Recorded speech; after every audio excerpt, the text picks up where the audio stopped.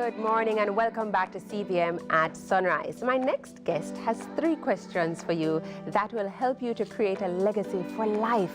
Joining me this morning, I have Colleen Brown Chambers. She's the founder and CEO of GEIN, Transformational Enterprise. Welcome to CVM at Sunrise, my dear. Thank you for having me.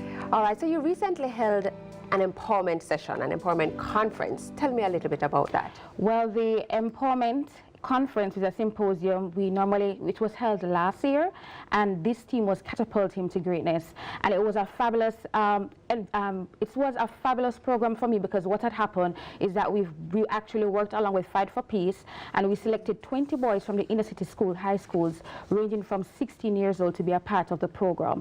Okay. And what it did, it fostered growth, and it actually brought them to a different experience, whereas they were in an environment where they got a 3-course meal and they were actually empowered by males who were actually there. So it was a fabulous experience, and it was a weekend. So what we did, we actually fostered and catered for mothers who were raising sons on the Friday, and then on the Saturday we dealt with the men's empowerment, and also the sons actually returned from the mothers to be at that event. So it was a fabulous event. In light of what is taking place in our society today, with all the crime and the violence, and how we persons say that the men are not stepping up, was this your response to that, or what inspired you to do this kind of conference? It's my response because I grew up in the garrison between Charles Street, and for me, I grew up with about 10 of us as siblings and 4 boys. And my family relatives, what sparked me to actually do this is that first, I was not seeing a lot of men's empowerment event actually taking place. We empower females, and that's good with me because kudos for the empowerment of us, but then at the end of the day, when we empower ourselves, we're husbands. What happens to our sons? Why, as an empowered female, we want to make sure that when we empower ourselves, our husbands are brought up to that status as well. And I was seeing, whereas in schools and even overall, I just did not see the fact that we were actually putting out enough programs to make sure that we were empowering our men. And speaking of the balance, because then you'll have women who start answering back and start taking control of their lives, and then we see all the abuse cases that are also on the increase now. I want to ask you next, you see success as a state of mind. Explain that for me. Success to me, which is my definition, is actually doing something that you're passionate about, that you love, and getting somebody to pay you for it. Yes. So what exactly are you passionate about? I am passionate about self-growth. I'm a server by nature, and once I have helped a person go through a specific stage in their life, then I think that I have served my purpose. Thus, actually creating my book, Your Success is 3 Questions Away. According to John Maxwell, he states that great leaders ask great questions. My twist is you have to know the questions to ask in order to get the results you need. You have to know the questions to ask to get the results. Correct. In terms of creating a legacy that is, one that's inspirational and long-lasting, what are some of the questions that I should be asking myself? There's 3 specific questions that you should be asking yourself. What is your why? What is your how? And when is it that you're going to accomplish or you need to accomplish? 3 specific questions. Once you've answered that, I mean, you have elevated yourself to a different stature, so to speak. Because at the end of the day, success starts within, and you have to believe in yourself before anybody at all around you believes in you. So you give them the permission of how to treat you, of how to speak to you, and of how to empower you moving forward. Before I get to those last things you just said, but how do I really even start to understand what is my why? How do I get to that level? I mean, I'm only, say, 20 years old, and I want to think about my legacy, and I want a statue built of me, but I don't know anything, I haven't gotten any experience. How do I start off to find out what is my why? Just focus on what you're passionate about, not what your parents say that you should do, not what you think is going to actually expose you to climbing the corporate ladder. Just focus on what you're passionate about, and once you love it, that is the key, and then you focus on it. Practice becomes perfect, and then you ask yourself, why am I doing this? What is the purpose as to why I'm doing this? Is it for my parents? Is it for just society, or is it for myself? And once you've answered that why and actually link it to what you are passionate about, then you have figured out what your why is. And then the next step is to use that why and create a legacy for yourself and your family as well. Suppose a person is 45 years old and watching the program right now and thinking, you're such a young person, you haven't really experienced life. Why should I take advice from you? Because at the end of the day, sometimes you have to make sure that you're knowledgeable in certain areas, and age is nothing but a number. So the more you read, the more you expose yourself, and the type of association that you are around helps you to garner that knowledge. You know, down at the days when they're saying that basically, I mean, it still happens where they say age is wisdom, but at the end of the day, wisdom can be earned at any medium, through a book, through a program, through many functions. All of the possibilities are there for you to actually capitalize on it.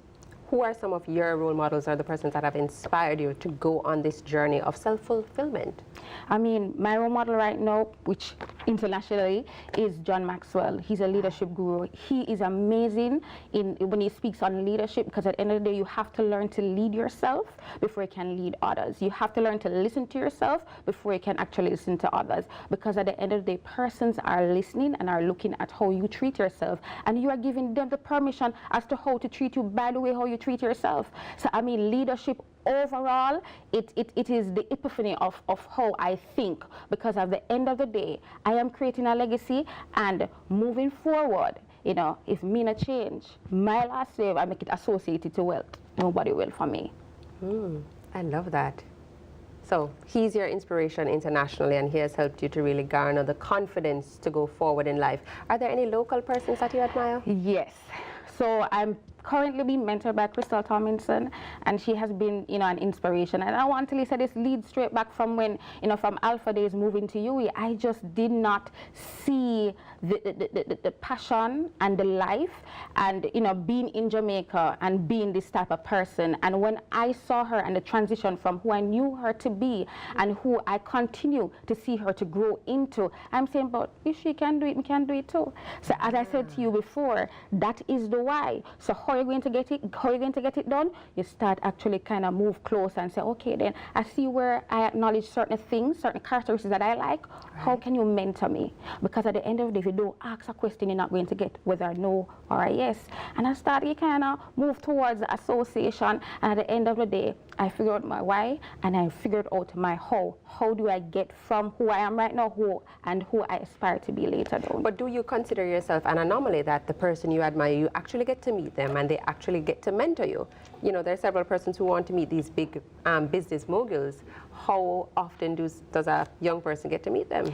It's, you know, that it happens quite often, but as I said before, you have to get out of your mind, because at the end of the day, it's about what kind of, I'm so common, I don't really, I don't have a big title. Why is this person going to listen to me? And at the end of the day, you talk yourself into the idea and then talk yourself out of the idea. So my thing is, if you want to be mentored by someone, reach out to them.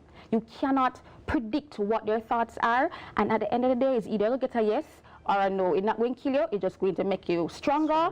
And then say, okay, then where's the other option? Where should I go next? All right, in terms of the book, would you consider it a self-help book? Is it that I write questions or write notes to myself after each of the chapters? How do I actually go through the book? Okay, so what it does basically, it poses very important questions that you need to ask yourself. Yes, it's a self-help book, but at the end of the day, we're visual creatures. Whatever questions that is posed in the book, you are supposed to write it down and actually go back into the book. Go back into the book, and then this will help you to analyze your questions, analyze your answers, and then move forward in a vicious way in actually attacking these three questions. Because remember, you know, wherever you are right now, it took quite an amount of years for you to think that way. So now we are actually detoxification, you know, when it comes onto the mind. So what will happen is that garbage in, garbage out. Yes. So now we're taking out all the negative information in our brain, and we're actually putting in positive mental food for our body, and that takes time. So patience with yourself is very, very important. I see you have here that you must eliminate procrastination by acting now. How toxic is procrastination? Procrastination is extremely toxic, because at the end of the day, you will talk yourself into an idea. You will even move as far as to write it down and put out the blueprint and all of these things.